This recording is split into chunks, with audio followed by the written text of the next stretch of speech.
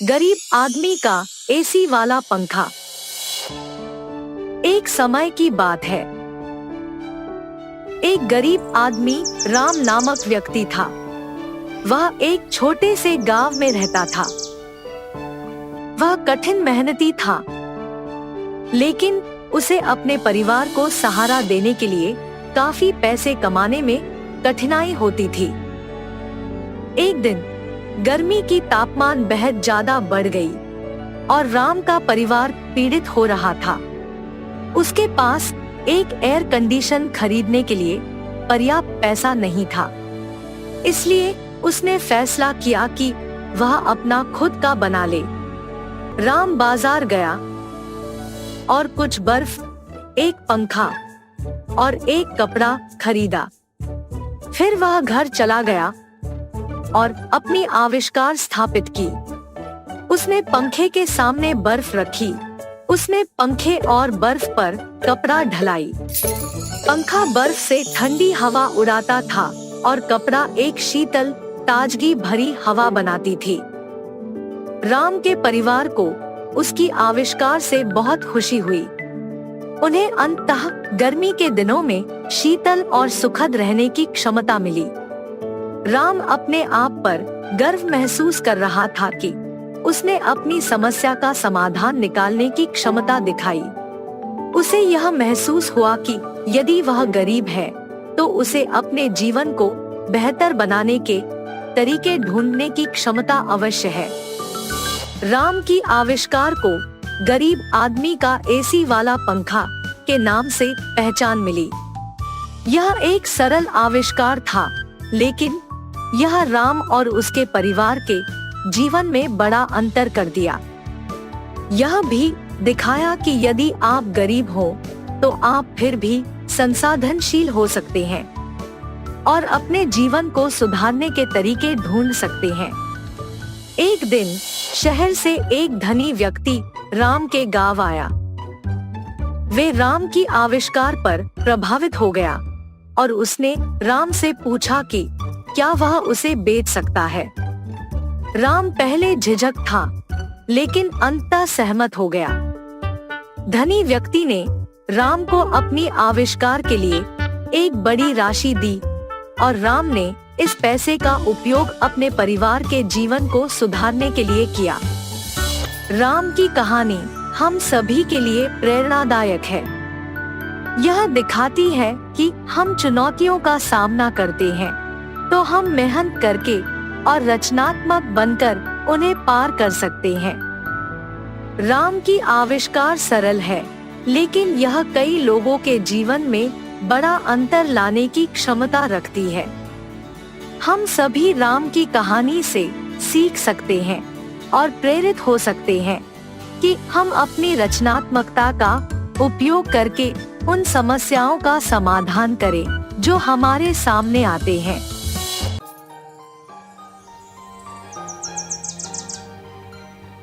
वाराणसी नामक एक शहर में था एक जवान लड़का देव, जो अपनी विधवा माँ के साथ रहता था।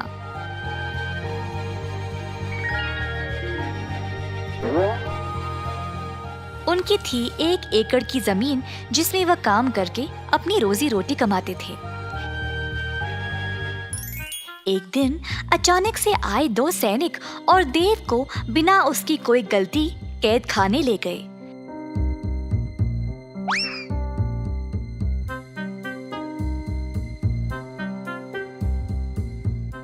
देव की माँ ने सैनिकों से बहुत भीख मांगा, पर उन्होंने उनकी बात नहीं सुनी और उसको कैद खाना ले गए।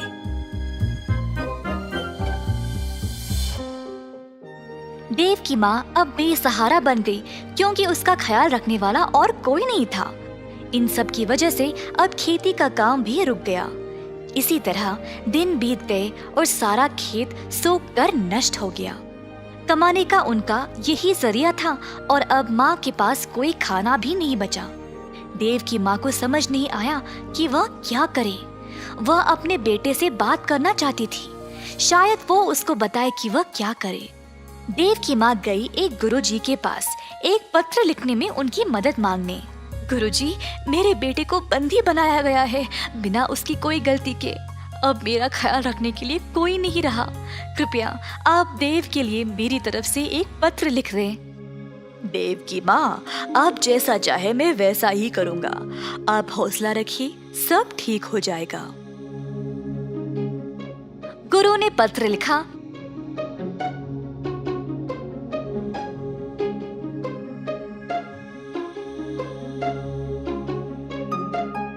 और फिर देव की माँ उसको कैद खाना ले गई। दरवाजे पर पहरेदार ने माँ को रोका। कौन हो तुम? मैं ये पत्र अपने बेटे देव को देना चाहती हूँ। आपको अंदर जाने की आवश्यकता नहीं है, इस पत्र को उस डिब्बे में डाल दो। देव की माँ ने वैसा ही किया और वहाँ से चली गई। कैद खाने पर जो भी खाना, पत्र या तोहफे आते थे, पहले पहरेदार उनको जांचते थे और तब ही कैदियों तक पहुँच जाते। इसी तरह देव की माँ का पत्र भी पहले पहरेदार ने जांचा और फिर देव तक पहुंचाया। माँ का पत्र पढ़कर देव को बहुत बुरा लगा। वह सोच रहा था कि वह क्या करे जब उसके बाजू में एक और कैदी ने बोला, हे देव, तुम्हारे परिवार ने क्या भेजा है तुम्हारे लिए? कुछ नहीं भाई, बस ये पत्र है। मेरी पत्नी ने मेरे लिए मेरा मनपसंद केक भेजा है, पर इन पहरेदारों ने तो इनको पूरा खराब कर दिया। तो हमें जो भी मिलता है हर एक चीज की जांच होती है क्या? हाँ जी भाई साहब। देव को इस बारे में पता लगने के बाद उसने वापस अपनी माँ को एक पत्र लिखा। पहरेदार एक एक करके पत्र पढ़ते गए। जब एक पहरेदार ने बोला, हे, देखो इस पत्र में क्या लिखा है। क्या है, जरा दो इधर। पहरेदार ने फिर जोर से पत्र को पढ़ा। मैया, आप मेरी चिंता ना करें। बहुत साल पहले बापू ने हमारे खेत में एक मटका छुपाया था जिसमें बहुत सारा सोना और खजाना रखा है। आप उस मटके को खोद निकालो और फिर उस धन से आपकी सारी परेशानी समाप्त हो जाएगी। अच्छा, चलो भाई, जल्दी जाकर इस खजाने को ढूंढ निकाले। दोनों पहरेदार लालची बन गए और देव के खेत पर जाकर जमीन खोदने लगे। खोदते खोदते उन्होंने पूरे 1 एकड़ की जमीन को खोद दिया और उनको कोई खजाने का मटका मिला ही नहीं। जल्द वे थक गए। क्या करे ये ना जानकर दोनों पहरेदार वापस कैद खाना चले गए। अगली सुबह जब देव की माँ जागी तो उसने देखा कि सारा जमीन जोता हुआ था और ताज़ी मिट्टी बाहर आई हुई थी। देव की माँ ने फिर से खेती बाड़ी का काम शुरू किया और अन्य बीज बोया। धीरे धीरे वह पैसे कमाने लगी और कुछ ही समय में उसने काफी पैसे जमा लिए, जिससे उसने अपने बेटे को जेल से रिहा करवा लिया। अगर मन से कोई चीज चाहिए होती है तो उसको पाने के लिए कोई ना कोई रास्ता निकल आता है। कई साल पहले तिरुनगर एक नगर में था पटेल, जिसके पास था एक साड़ी की दुकान। पटेल के पूर्वजों से ये कारोबार चलते आ रहा था और उसके पिताजी इस व्यापार का अत्यंत आदर करते थे। पटेल के बड़े होने के बाद उन्होंने दुकान की जिम्मेदारी पटेल को सौंप दी। पटेल अपने पिता की बातों को अक्सर अनसुना करके केवल दुकान जाकर खाली बैठता था, बिना कुछ काम किए। एक दिन दुकान जाते समय रास्ते में पटेल ने अपने दोस्त पलंग को बुलेट की बाइक पर देखा। उस समय से पटेल भी बुलेट के सपने देखने लगा। वाह, काश मेरे पास भी बुलेट होती, मैं भी लाऊंगा और गली गली घूमूंगा। पर तभी पटेल को ये एहसास हुआ कि बुलेट खरीदने के लिए उसके पास उतने पैसे नहीं थे। निराश होकर वह दुकान पर बैठा रहा जब अचानक से उसको एक विचार आया।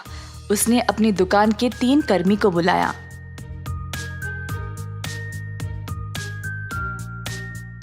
अरे जरा बताओ, हमारे पास पूरे कितने साड़ियाँ हैं? साहब जी, हमारे पास शायद लगभग 50 साड़ियाँ होगी। बस 50? मुझे कम से कम 150 साड़ियाँ बेचनी है। अब और 100 साड़ियाँ कहाँ से लाऊं? साहब जी, मेरा दोस्त एक थोक व्यापारी है। उसके पास एक साड़ी तकरीबन 100 से 250 रुपये के बीच में मिल जाएगी। माल हमारे जितना अच्छा नहीं है, पर सस्ता तो है। अच्छा, एक काम करो, उसके पास जाओ और एक साड़ी 100 रुपये के दाम पर 100 साड़ियों को ले आओ। किसी को इस बारे में नहीं बताना, ठीक है? तो हमें फिर 10,000 रुपये की जरूरत है। आप पैसे दे दो तो हम माल ले आएंगे साहब। पटेल के पास 10,000 रुपये भी नहीं थे, तो वह अपने 50 साड़ियों को 1,000 के दाम में बेचने लगा। 15 दिन के अंदर उसने सारे साड़ियां बेच डाली और उन पैसों में से 10,000 निकालकर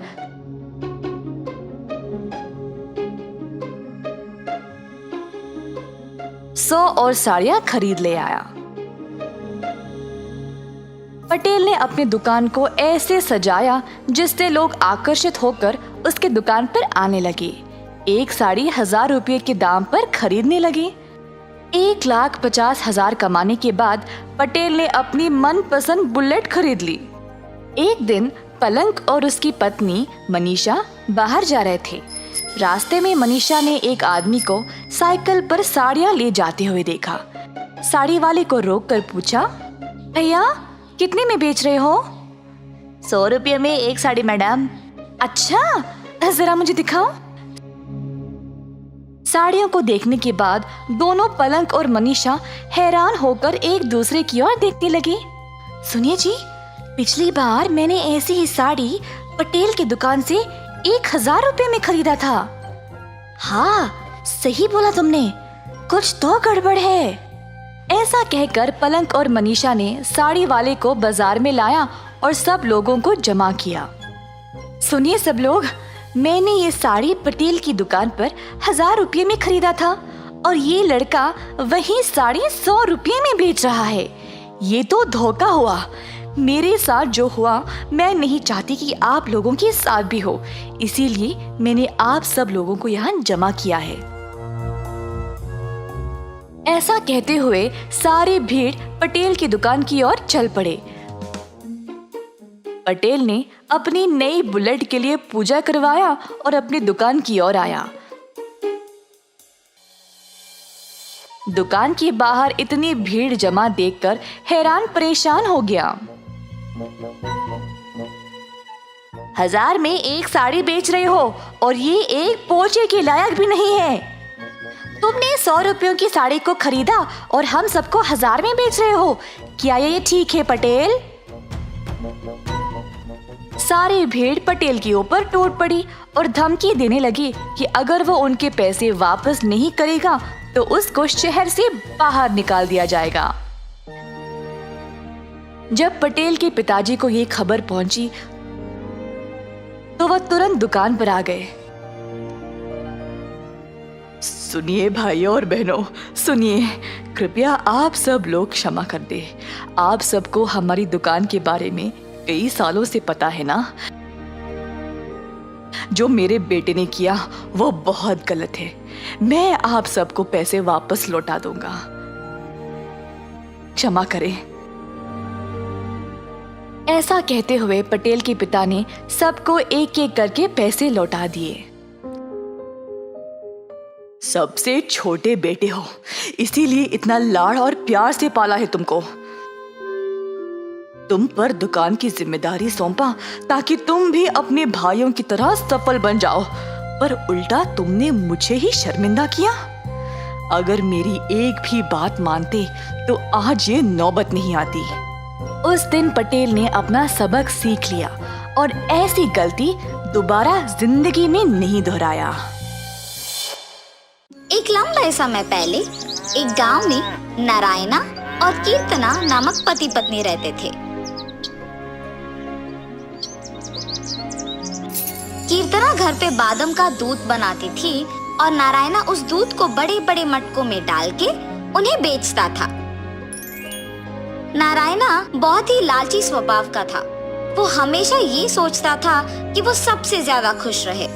नारायणा की पत्नी बहुत अच्छी बादाम दूध बनाती थी और इसी कारण सभी उसके पास आके पीते थे। अरे नारायणा, आज बादाम का दूध बढ़िया है। हाँ, तुम्हारे पास का दूध बहुत स्वादिष्ट है। ऐसे सभी उसके बनाए हुए बादाम के दूध का अभिनंदन करते थे। संकेत नामक एक लड़के को बादाम दूध बहुत पसंद होने के कारण उसकी माँ से पैसे लेके हर रोज बादाम दूध पीता था। ऐसे ही एक दिन संकेत अपने माँ के पास पैसे लेके नारायणा के पास जाता है। अंकल, मुझे आज 3 गिलास बादाम दूध चाहिए। ठीक है बेटा। ऐसे संकेत के पास पैसे लेके उसे 3 गिलास बादाम का दूध देता है। संकेत खुशी से वो पी के चला जाता है। अगले दिन जब संकेत उसके माँ से पैसे मांगने जाता है, तब माँ, मुझे 50 रुपए दो ना। हाँ, 50 रुपए क्यों? बादाम दूध खरीदने माँ। हर रोज पीने के बावजूद और पीने का मन कर रहा है। आज तुम्हें देने के लिए मेरे पास पैसे नहीं हैं, कल दूंगी। नहीं, मुझे आज ही पीना है, मुझे आप भी पैसे दो। संकेत, बात सुनो बेटा, कल मैं तुम्हें बादाम दूध पीने के लिए जरूर पैसे दूंगी। पैसे ना मिलने के कारण संकेत उसके घर से दूर एक पेड़ के नीचे बैठ के रोता है। उसी रास्ते से गुजर रहे एक साधु बच्चे का रोना सुन के उसके पास जाते हैं। बेटा, कौन हो तुम? क्यों रो रहे हो? मेरी माँ ने मुझे बादाम दूध पीने के लिए पैसे नहीं दिए, इसीलिए रो रहा हूँ। रोना मत बेटा, आज से तुम जो चाहोगे वो होगा। ऐसी शक्ति मैं तुम्हें दे रहा हूँ, लेकिन याद रखना, अगर तुम्हारे सहारे किसी ने इसका सही उपयोग नहीं किया तो तुम ये शक्ति खो दोगे। ऐसे कह के वहाँ से साधु चले जाते हैं। मैं जहाँ बादाम दूध पीता हूँ, वहाँ का सारा दूध मुझे ही मिलना चाहिए। ऐसे मांगते ही नारायणा के पास के सारा बादाम दूध संकेत के सामने प्रत्यक्ष होता है। उसकी आंखों के सामने उसका मनपसंद बादाम का दूध देख के संकेत शाम तक सारा दूध पी के खुशी से घर वापस लौटता है। लेकिन दूध कहाँ गया ये नारायणा को पता नहीं चलने के कारण वो दुखी होके घर लौटता है। अगले दिन भी जब वो बादाम का दूध लेके जाता है तो वहाँ से दूध गायब हो जाता है। उस कारण वो घबरा के ढूंढने लगता है, लेकिन शाम तक ढूंढने पर भी नहीं मिलता है और ऐसे ही दुखी होके घर के लिए निकलता है। रास्ते में उसे एक पेड़ के नीचे उसके मटके के जैसे कुछ दिखाई देता है और वो उसके पास जाता है। अरे, इन्हीं मटकों में तो मैं बादाम के दूध लेके बेचता हूँ। ये यहाँ कैसे आए और कौन लेके आया होगा? मुझे जानना ही होगा। ये सोचते सोचते वो सारी रात नहीं सो पाता है। नारायणा अगली सुबह उठ के हमेशा की तरह बादाम का दूध मटके में भर के बेचने चला जाता है, मगर थोड़ी ही देर में सारे मटके गायब होते देख सोच में पड़ जाता है। हाँ, अब भी दूध गायब हो गया। अगर मैं उस पेड़ के पास जाके देखूंगा तो शायद कुछ पता चलेगा। ऐसे सोचकर उस पेड़ की ओर चलता है। वहाँ उस पेड़ के नीचे संकेत को देख नारायणा आश्चर्यचकित हो जाता है। वो उसके पास जाता है। तब संकेत दुकानदार को खुद उसके पास आते देख दंग रह जाता है। संकेत, तो तुम मेरे बादाम के दूध को गायब कर रहे हो? ऐसे पूछने पर संकेत डर के मारे चुप रहता है। तुमने ये सब कैसे किया? अगर तुम सच बोल दोगे तो मैं तुम्हें कुछ नहीं कहूँगा, वरना ये बात सबको बता के इस सब का पैसे ले लूंगा। अगर मैं इस अंकल को सच नहीं बता दूंगा तो मेरी माँ को सब पता चल जाएगा। माँ मुझ पे गुस्सा करेगी कि इतने पैसे देने पड़ गए। ऐसे सोच के उस आदमी के जोर से पूछने पर सब सच बता देता है। ये लड़का तो बच्चा है, इसको पता भी नहीं है कि उसके पास क्या है। मैं इस लड़के को बादाम दूध देके उस शक्ति का उपयोग करूंगा। इस गांव में सबसे बड़ा दुकान मेरा ही होना चाहिए और मुझे एक ऊंचे स्थान में रहना है। ऐसे मांगूंगा। तुम्हें मेरे पास का बादाम दूध अच्छा लगता है ना बेटा? तुम्हारे लिए मैं हर रोज मुफ्त में बादाम दूध दूंगा, पर मैं जो कहूंगा तुम्हें करना होगा, ठीक है? आप कह रहे हैं कि मुफ्त में बादाम दूध देंगे ना, तो आप जो बोलोगे मैं वो करूंगा। इस गांव में सिर्फ मुझे बादाम के दूध बेचना है। इतना ही नहीं, मुझे एक बड़ा दुकान लगा के बादाम दूध को बेचना है। ऐसे मांगो। सांकेत साधु की बातें भूलकर नारायणा की बातें सुनकर वही मांगता है। उस कारण वो उस शक्ति को खो देता है। बहुत बार प्रयत्न करने के बावजूद कुछ नहीं होता है और इसीलिए वो दुखी हो जाता है। इतने में संकेत को साधु की बातें याद आती है और वही बात नारायणा को बताता है। तब नारायणा को उसकी गलती का एहसास होता है कि उसने कितना लालची स्वभाव से सोचा था। मेरे स्वार्थ और लालच की वजह से ही इस लड़की की शक्ति का सही उपयोग नहीं कर पाया। अब से मैं सभी की भलाई की प्रार्थना करूंगा। ऐसे फैसला करता है। संकेत, तुम्हारे मर्जी के अनुसार ही हर रोज मैं तुम्हें बादाम दूध दूंगा। यहाँ जो हुआ वो किसी को मत बताओ, ठीक है बेटा? जी अंकल। तब से नारायणा उसका स्वार्थी और लालची स्वभाव छोड़ के सबकी सहायता करते हुए संकेत को दिए वचन के अनुसार हर रोज बादाम का दूध देते हुए उन्हें बेच के पैसे कमा के खुशी से जीता है।